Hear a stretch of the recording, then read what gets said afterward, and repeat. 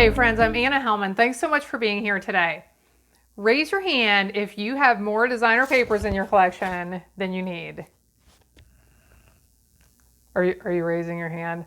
I know many of us have far more designer papers than we need. We need to use some of those up.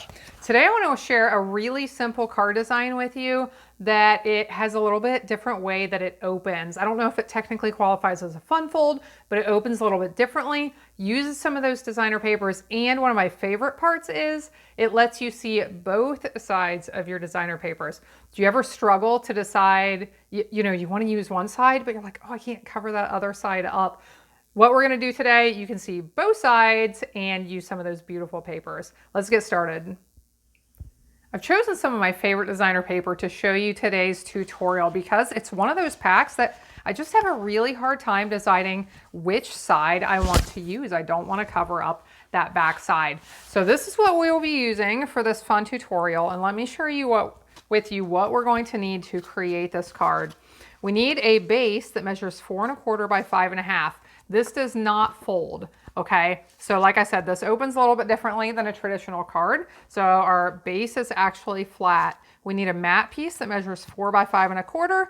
Now, if you don't want to write all these measurements down, you can use the link in the video description below. Go to my website. This will all be typed out there, so don't worry about that. We need a piece of designer paper that measures 5 1/8 by 7 3/4. It needs to be scored in the center at 3 7/8 inches. We need a piece of white that measures 3 by 4 1/4. I am using 2 pieces to decorate the front plus some die cuts I'll show you in a little bit. And these pieces measure, this one is 2 5/8 by 3 5/8. And then this lovely piece of vellum, which I have die cut using the set I'm using today. I also embossed it using the Quatrefoil embossing folder. This piece measures 2 1/2 by 3 1/2. So let's go ahead and start assembling the base of this, and then we will decorate this. This card comes together really quickly, and it won't take long until you can see how we are highlighting the designer paper and allowing you to see both sides with this fun card. So I'm going to put my matte piece over the base of the card first, and then this designer paper piece is going right over that. And I will make sure, here's the side I wanted on the top, so I'll put my adhesive back here. I was going to create this as a vertical card, and then the more I looked at it, I decided I wanted to make it horizontal. So I wanted to make sure my flowers look like they're facing up instead of down. Okay, so this is the base of the card. Very, very simple. Now we'll put this matte piece in the center. And actually I'll wait a little bit to do that because I may color that flower and I haven't decided. But this will go here in the center. And let's decorate the front. So I want to put this vellum piece over this piece of fresh freesia cardstock. Vellum is something I use quite a bit when I feel like just a plain piece of cardstock is too harsh. I use vellum either on top of it like this to kind of soften it up, or sometimes I just use the vellum. On this print right here, I felt like this was still too busy for the pieces I want to put on top here in just a moment. And I wanted the vellum to stand out a little bit more, and I wanted to hide a little bit more of that busy print in the background. So I'm going to put this vellum piece over top.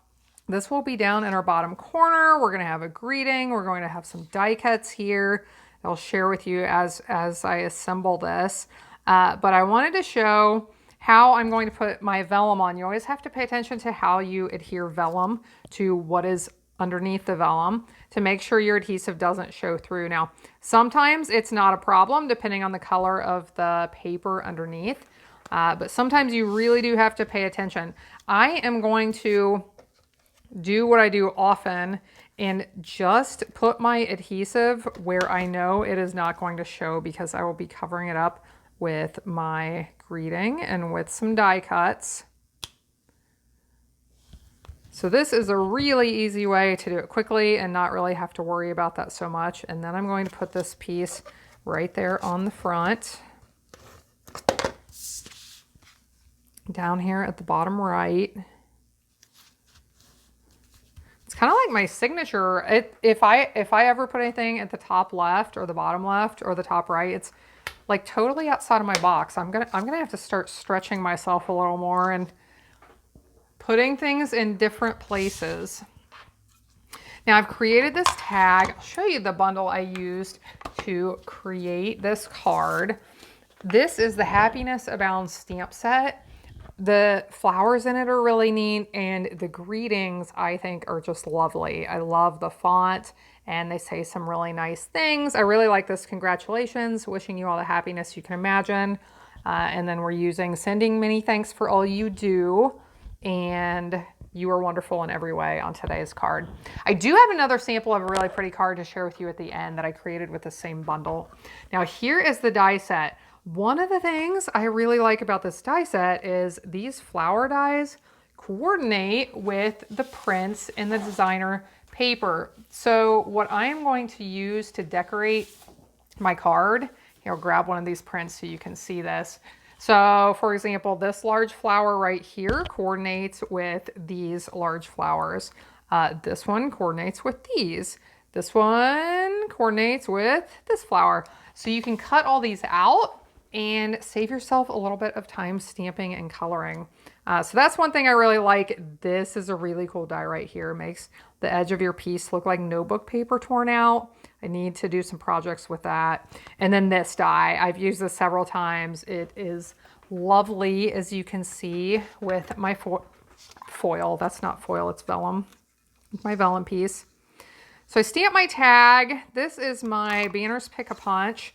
I really like it because I can stamp either 1/2 inch wide pieces, 3/4 of an inch, or 1 inch wide pieces, and create a little banner tag piece out of it by punching it out. So put some adhesive on the back of this. Then we are going to layer our die cut pieces on top. So sometimes when I'm not exactly sure where all my pieces are going, I'll just share with you a couple of tips here for what to do in that situation, because if you're like me, you just don't always know how your card is going to turn out until you get all those pieces on there and stick them in place. And it's hard to figure it out when your pieces are moving around on you. And so I put adhesive on that white strip, but I haven't actually pushed down on it. Now, okay, I've laid enough of my pieces on here that I am confident I like where that white piece is. So I'll go ahead and press that down. And here's what I'm going to do next. I want to put enough adhesive on the back of this that it's going to stay in place, but I want to leave some spaces around the edge with no adhesive on them. And you will see the reason for that here in just a second. Now, since I don't have adhesive on these others, I can slide this around a little bit till I'm happy. Now, I don't have to press it down yet. I could have waited, but I kind of forgot until I actually did it. So, till after I actually did it. But here in just a second, you'll see why I waited to, or why I only put adhesive right there in the center. I do want to pop this one up, so I'll grab a couple of dimensionals here. Give this a little bit of height, pop it up some. And I'll just set this here. Dimensionals do stick some, but they are movable if you don't press everything down tightly. So here is why I only put that adhesive in the center. And you can do this with all of your pieces if you want to. But what it does, it gives you the opportunity to slide some pieces underneath that you may not be able to slide underneath otherwise, okay? So then you just have to decide, well, how do I want to get those in there and how do I want to get them adhered? What I am going to do is just put some seal on the ends and lift up and stick that in place. And once I like where it's at, just press down and that will hold it in place. Same thing with this one. I'll just put some, actually, it doesn't have to be on the end. It can be anywhere. Slide that underneath. I think that looks nice. So we'll go ahead and press that down and finalize where this popped up piece is going to be. So here in a second, I will decorate. I do think I want to color this. And I want to add a few sequins first. These sequins, the name is slipping my mind at the moment, but I'll have links to all the products I'm using in the video description below. But these sequins are just lovely. I love that they lay flat, so I don't have to worry about them being popped up when I mail them and if that's going to cause any problems in the mail.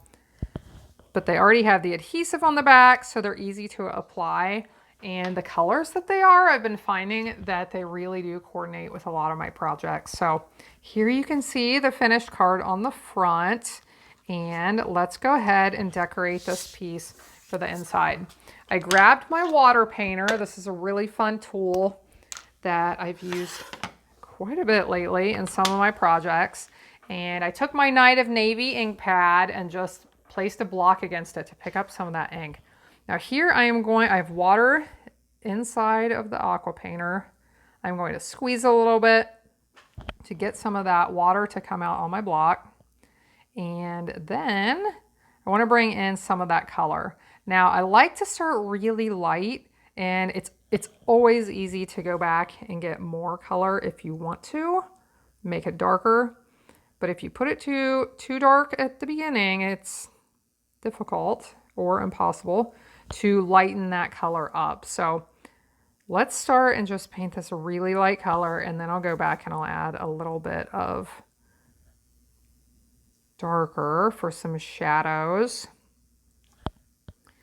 With flowers, I always just try to think about when I do start the shading, I try to think about where would less light be hitting that flower, and then that's where I put some of those darker areas. So down in the base is one of the spots. So then as I come up to the top, it is going to get lighter. Get a little bit more, and so anywhere down in the deeper parts, that is where it is going to be darker. So I try to add some of those darker colors and then feather it out to where it blends and you have your lighter areas as well. The variation in color is what I find usually creates really beautiful results. If you keep it all one color, it's simple and it is lovely. But once you get the really deep colors in and you have a lot of color variation, that's when I find it usually really pops and really looks amazing on your project. Okay, so that's a fun little way to use the water painters, and we will attach this on the inside and finish this card up. Hey friends, really quickly, I forgot to mention this. My memory sometimes, I forget to do the things I say I'm going to. So here is another card I created with the same Happiness Abounds bundle. I used that same die cut to create this lovely background. I cut my flowers out of the designer paper. Aren't these greetings pretty? But I just wanted to share this. This is a fun fold. I created a really nice inside for this. I thought this would be a really beautiful wedding card. So anyway, if you're interested in this tutorial, I'll link to that below. But I just wanted to share this with you because I said I was going to. Thanks so much for watching along. I really appreciate you being here. If you are new, I hope you'll subscribe before we wrap this up. And if you're interested in any of the products I mentioned, make sure you take a look at the links below. Thanks for being here. I hope you have a blessed day, and I hope you be back again next time when I'll be here helping you to hand make with love.